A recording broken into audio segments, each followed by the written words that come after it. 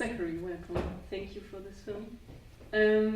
As the other works that I've seen of you, this is a very dense and very rich work. So maybe before we open the discussion to the audience, maybe we can recapitulate a little bit what we've seen. In the beginning, it's stated that you set out to make a documentary about the movement of capital. Yeah, would you say that's what's happening, or is it more? Well, it's kind of that initial bit of text is actually from the final email in an exchange that I had with a bank officer of a hedge fund in New York, which will remain anonymous for whatever reasons. And I had basically, this guy actually, he had some like involvement in some sort of like amateur film productions himself, so I knew, I was introduced to him through my sister actually, who lives in New York, and like friend of a friend kind of thing. And so I never met the guy, but we had this email exchange, and basically it was like, I had kind of asked him if I could come and do some filming inside the offices of this hedge fund. And it was this, I think this was maybe the fifth or sixth email in it was just kind of back and forth. And I explained to him that it was precisely this nothing that I wanted to, this nothing happening that I was interested in. And it was just kind of weird because finally he just sort of re-articulated that, but then as though, I don't know, it was like he just could not understand why that would be of interest, basically. And so this was the final email, this was the reason why, apart from it being difficult for him to secure this access for me, why he just didn't really see the point in this film that I was trying to make. But still, you didn't take his advice of consulting some talented computer graphic design people. Yeah. Why did you go for photography and film instead? Well, it was like, I mean, from the beginning, that was the point was to, in some ways, to see I had found these Talbot images, not just like by chance. I was looking through images from this moment in the mid-19th century, when exposure times were still too long to be able to, basically before the snapshot. So I was looking for images that would have financial edifice there. So stock market would be like a prime. This is actually the Royal Exchange, which is not a stock exchange, it's a commodities exchange. Already the stock exchange had separated by that point, but initially as an institution, it was the big umbrella institution for the stock exchange as well. But that goes back to the time of like the final scene of the 17th. Yeah, so I was interested in this kind of early limitation of photography to capture a certain type of movement, and how this contemporary failure to capture the movement of capital, to kind of look at that early moment as a kind of forerunner of this contemporary situation. Basically, so this guy's, idea of like making a documentary about the 1930s was, that wasn't ever my like kind of idea, but I think for me it was just, it embodied a lot of this kind of like this sort of general idea about what a stock market is, like the kind of imagery that comes to mind. It's from that moment of the early 20th century, and of, and maybe of like the 80s or something too, like this kind of something between that, like the guys with two, a phone on each ear and stuff like that. Yeah, we actually have a film in Fabian Saavedra Lara's exhibition upstairs by Hans Richter from the late 30s, I think, who made a film about the stock market, and you can see all these like hands moving around, paper being transported around, so that's really very visual material. And you obviously intentionally skipped that period where stock market activities were actually very easily, or could be easily be depicted.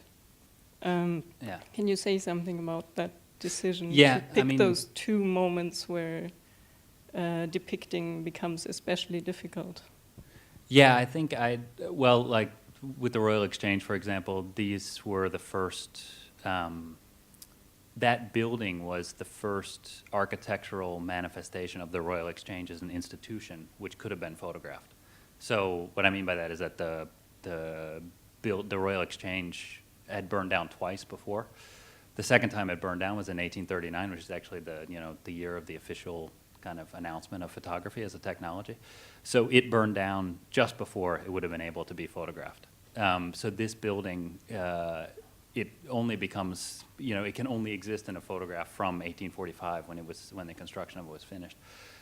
So there was something about this kind of, like one of the earliest, coming from the moment when a financial institution could be photographed for the first time. It wasn't like trying to find the first photograph of a financial institution, because these kind of things, like the first of whatever is, it's not so important. It's more that it's within this, this general kind of period that an image like that could be produced. And it was also interesting to me that sculpture, that allegorical sculpture up above, was built designed during the first years of photography's, kind of public existence. So in a way, that building was like, you could say in a way that it was the first financial institution that was built to be photographed. So that was why I was really interested in those photographs in part, and why that moment.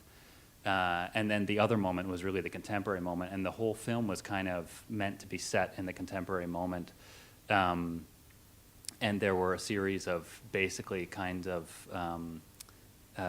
denied access that led to the images which you actually end up seeing in the film.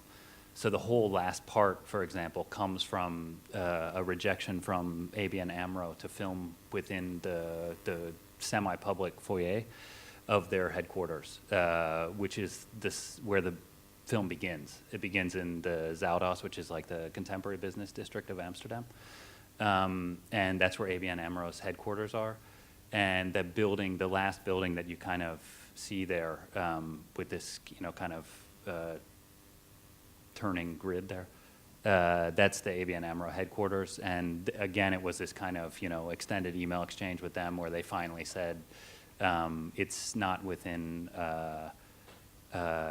your project doesn't fit in our visual program concerning or our policy concerning the visual arts.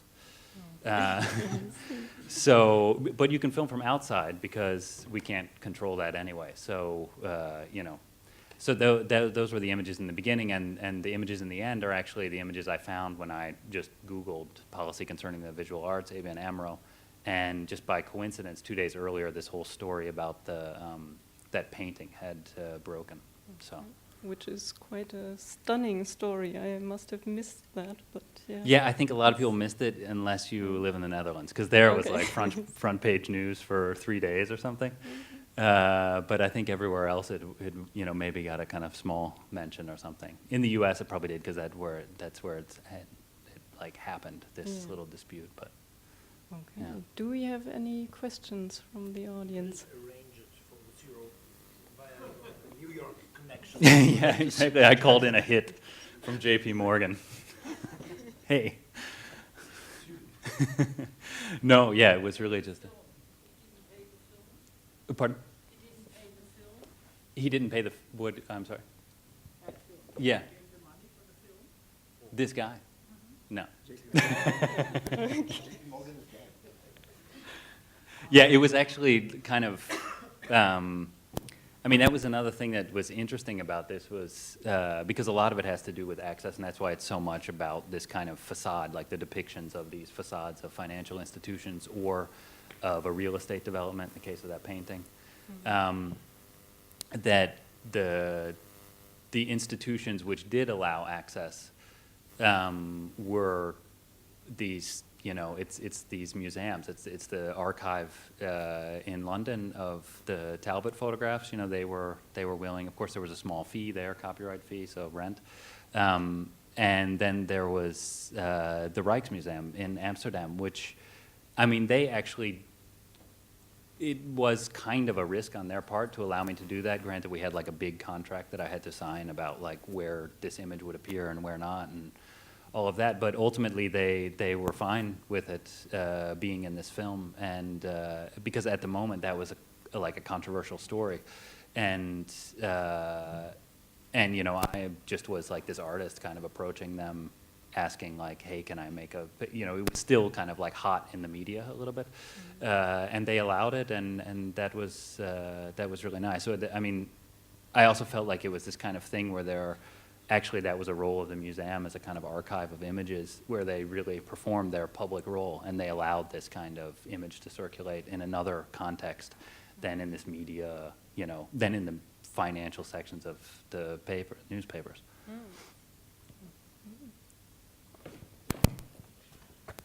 Thank you very much for the film. I read it as though you were describing how, in the same time in which visual techniques became more capable of showing nature, of showing the moving body, etc., the money disappears for the eyes. I saw these two counter movements, but maybe I completely misunderstood. This was not what you were trying to elaborate on. No, I mean, I think that's there. I mean, in a way, I think you could say that, well, even like paper money within England at the time, it's becoming more widespread at that moment,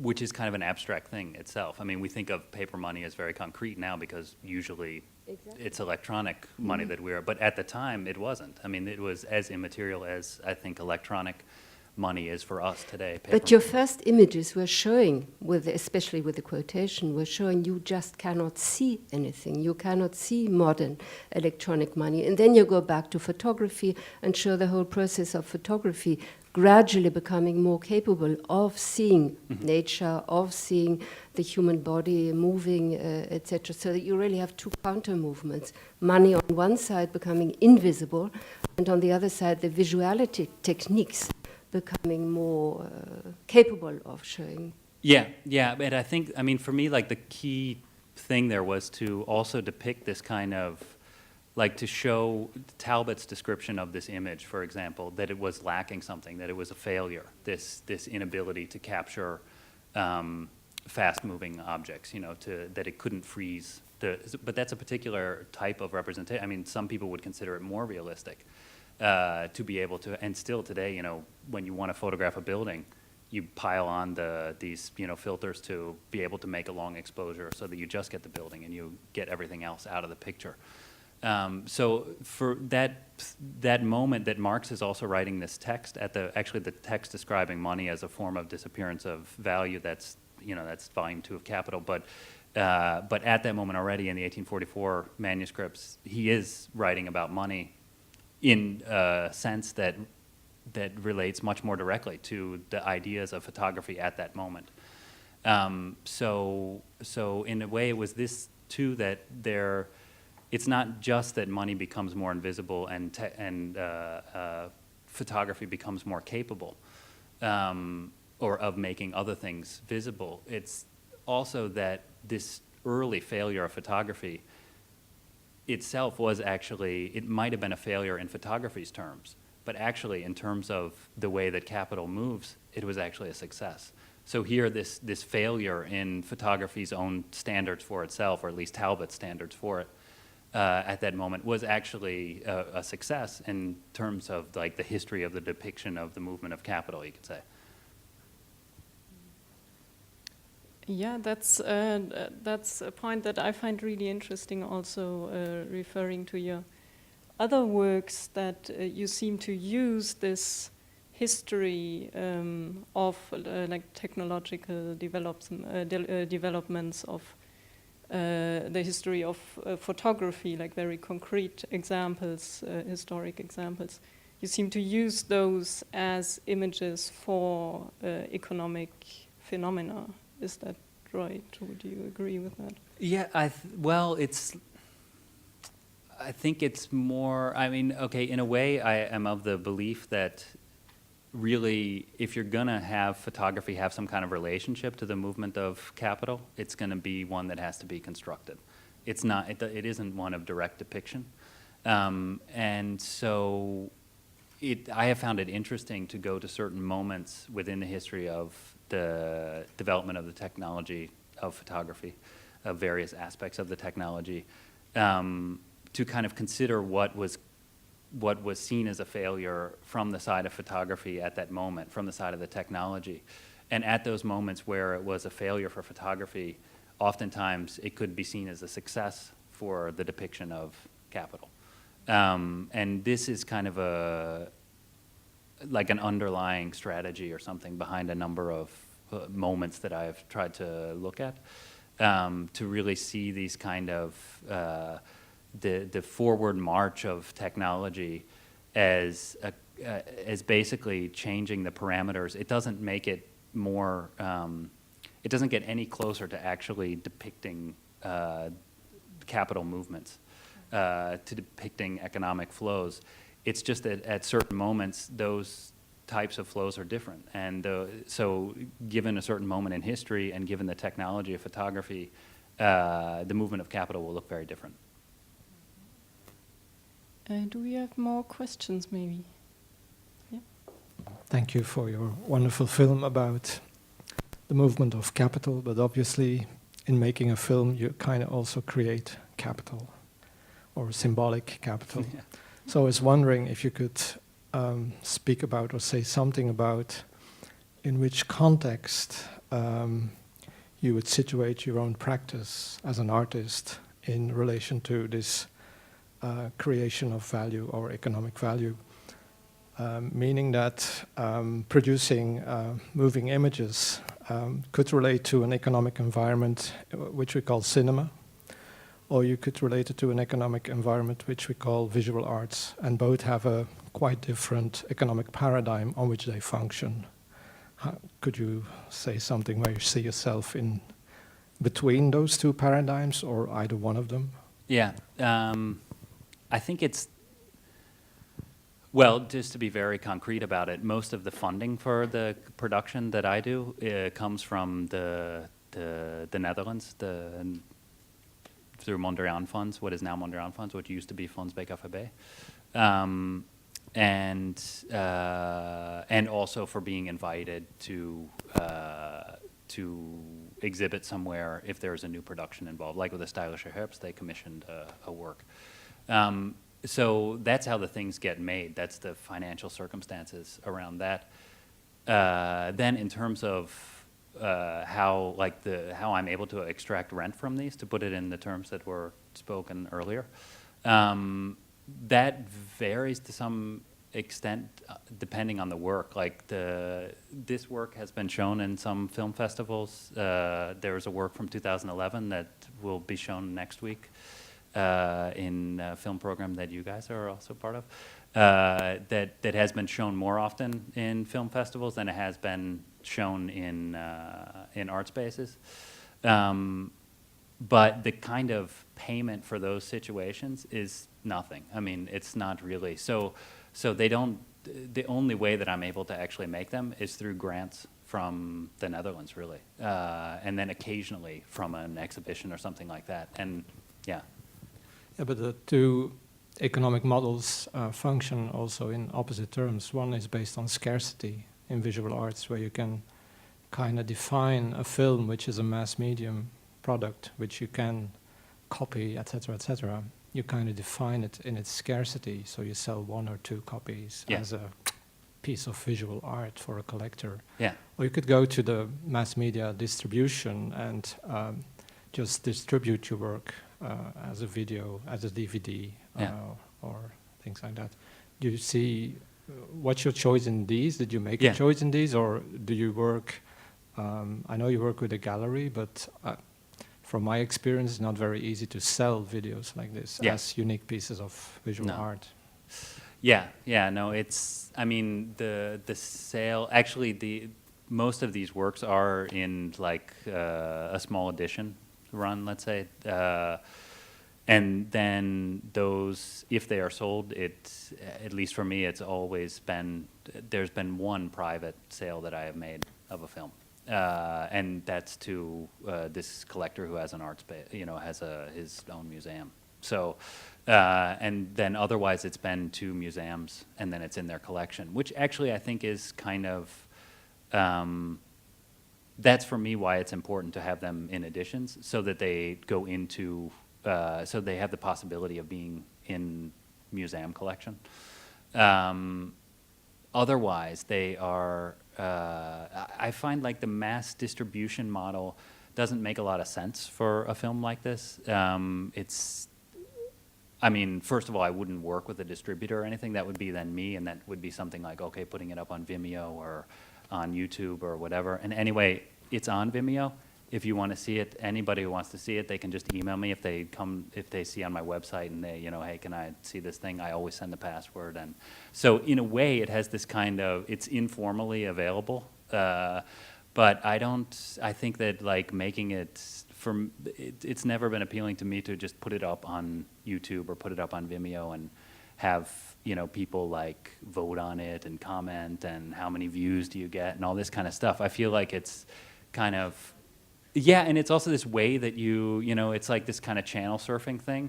It doesn't make, like these are really made to be seen in a kind of space where you go and you're actually willing to sit down for a half hour. And, and that doesn't happen on the internet, I don't find. And if it does, then,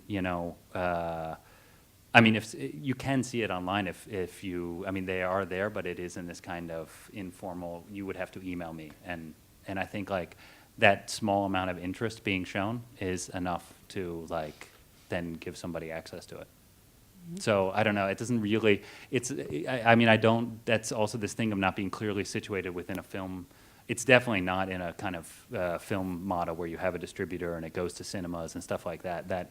That's just not at all. And also like the way that you fund a film, like even like within the Netherlands, I'm usually applying to visual arts bodies for funding and not for the film funds. Film funds is a much more complicated thing. They expect a much bigger budget. These are done on really small budgets.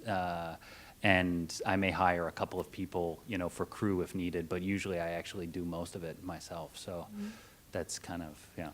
Maybe what would be interesting would be, besides your own like means of production and distribution, how you see your position as an artist working with these topics. I mean, these are really like theoretically informed artworks, but how do you see that your position, or how do you see yourself contributing to like a sort of discourse, like a wider discourse in society?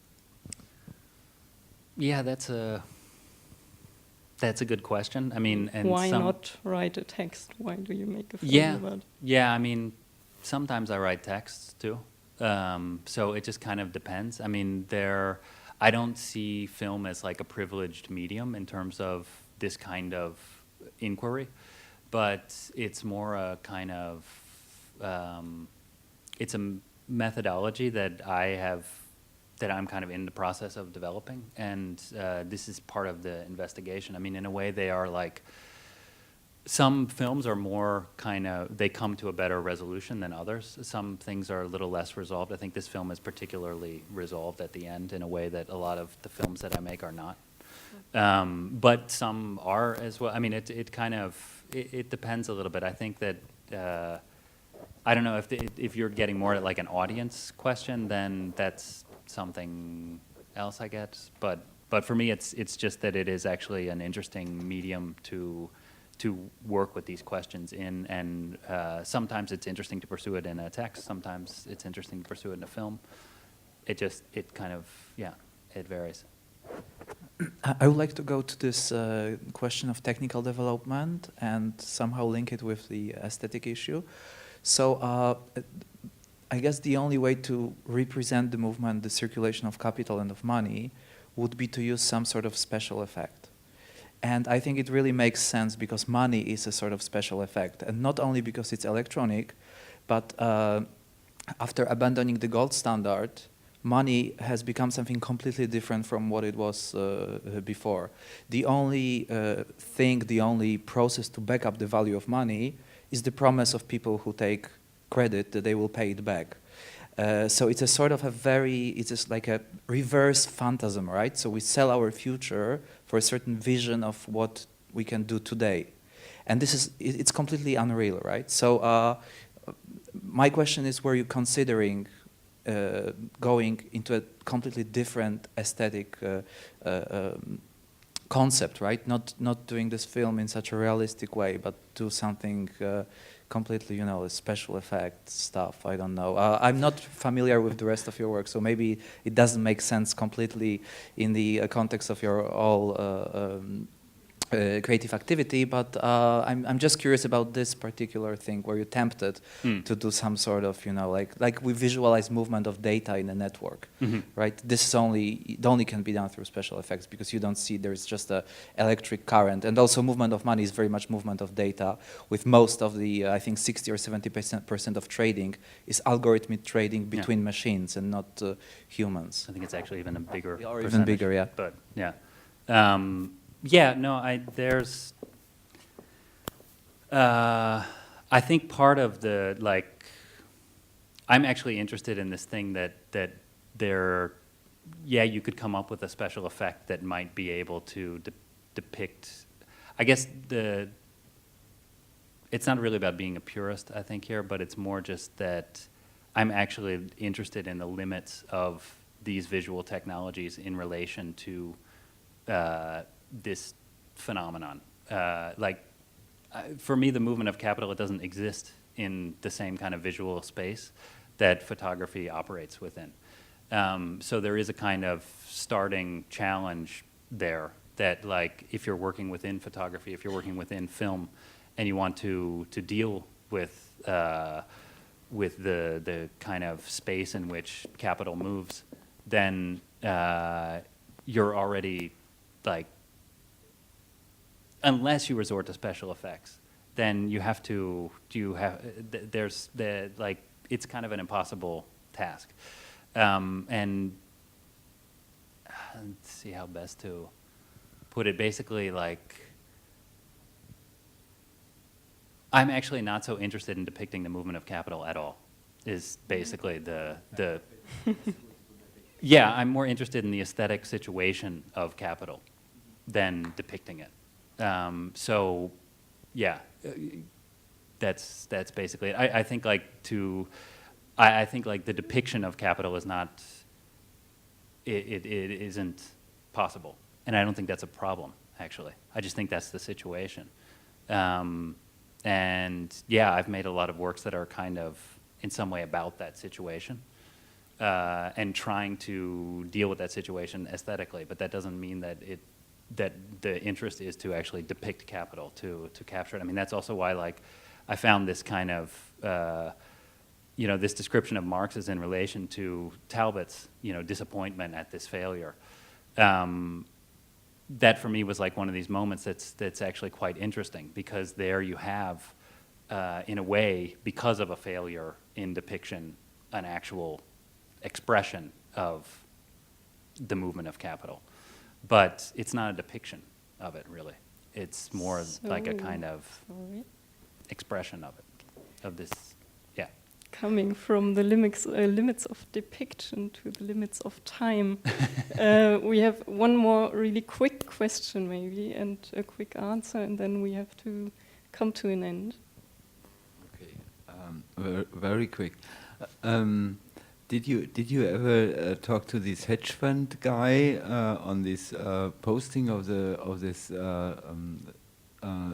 Amsterdam picture as a collateral to the bank, or did he reply, or did you get some information from the Amsterdam press on how many of these old artworks are actually repossessed by banks to lend money to buy more artwork and drive the prices up and speculate around?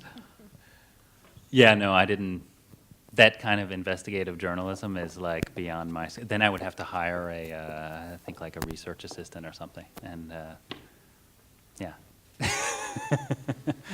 I don't know, but the hedge fund guy, I mean, he's not connected at all actually to those facades there except on an abstract level, that they both are participating. If you see the kind of global economy as a single united thing, then yeah, you could say they're connected, but. They are posting collateral as well.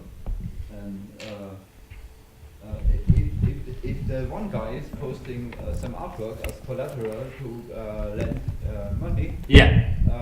The hedge fund, of course, is also posting collateral usually every day to lend money for this or for that purpose. Yeah. And maybe this hedge fund guy could have some guesswork on how many of these really old artwork with really high prices is in fact involved in a speculative cascade to move the prices higher by lending money, by posting artwork as collateral to buy more artwork. Yeah, definitely. I kind of have a feeling this research project has been done, but I don't know, maybe not, but it would be interesting anyway. Okay. This sounds like we'll have some material for discussion during the break. We'll continue at 4:30 with Adrian Göhler's talk, Freedom, Equality and Basic Income. And I'm happy to say that we can offer a translation for our English-speaking guests for this talk. Thank you very much for being here, Zachary. It was really interesting. And we'll have a small break now. Thanks.